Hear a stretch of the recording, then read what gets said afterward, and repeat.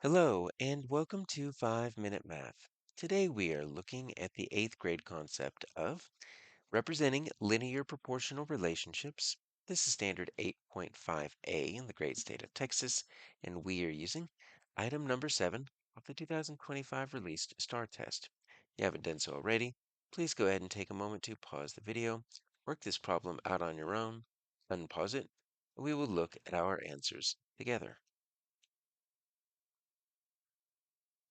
All right, so we are supposed to plot 2 points, represents a proportional relationship in which y equals 7 when x equals 3.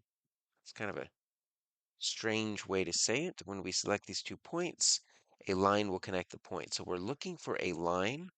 Our job is to plot 2 points, and we can plot any 2 points we want to, and a line's going to appear. So if we wanted to look at that, we could see that we could just put one here. We could put one there, and then a line appears. And if we slide it over here or move it, it kind of goes all over the place. So you see that we've got different options here, and those might not be the answers, but we can just kind of click 2 points and we will get a line. So the first one will hopefully be easy. Now, they give it to you in a strange order. Take a look at this. Y equals 7, x equals 3. Some of us might think, oh, we're just going to put it right here. But you notice that they give it to you in the reverse order. This is not the correct point right here. Okay? So when x equals 3, we need to reverse them. Our x value is always first. Our y value is always second. So that was one trick that they tried to throw at you. They gave it you the y value first. So we need to reverse those. So one of our points is going to be when y is 7, x is 3. Let's just put that right here. X is 3 and y is 7. We can actually plot that point. All right, now we just need one more point. Now you might be thinking, I don't know, where's the other point? Well, they don't give you any other actual numbers.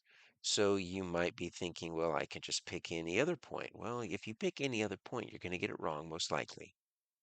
There is a key word here that I just kind of skimmed over on purpose so I wouldn't give it away.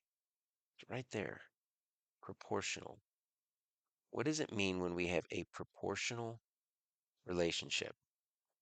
Well, when we have a proportional relationship, we can say that y varies directly with x. And so if we were to come up with a table of values, right, we've got our x and we've got our y.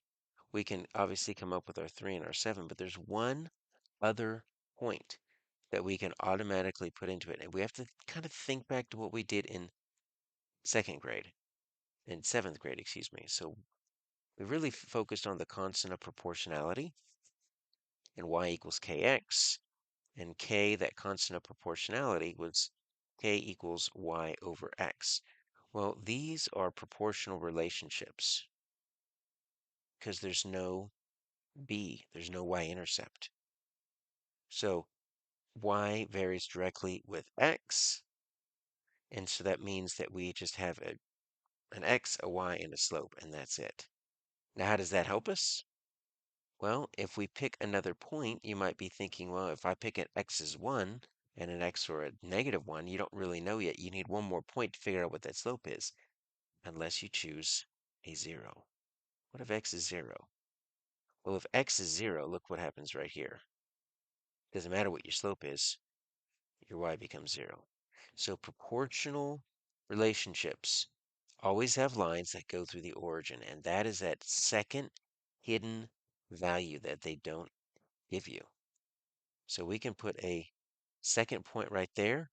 Now what we can end up doing is we can end up figuring out, okay, I know what my slope is. As long as the line is okay, right? That line didn't change. You could actually plot those 2 points. You can just kind of reverse it and say, well, I can do -3, -7. But the easiest thing to do is just to plot those 2 points. That's your line, and this is a 1-point problem. So here's your answer.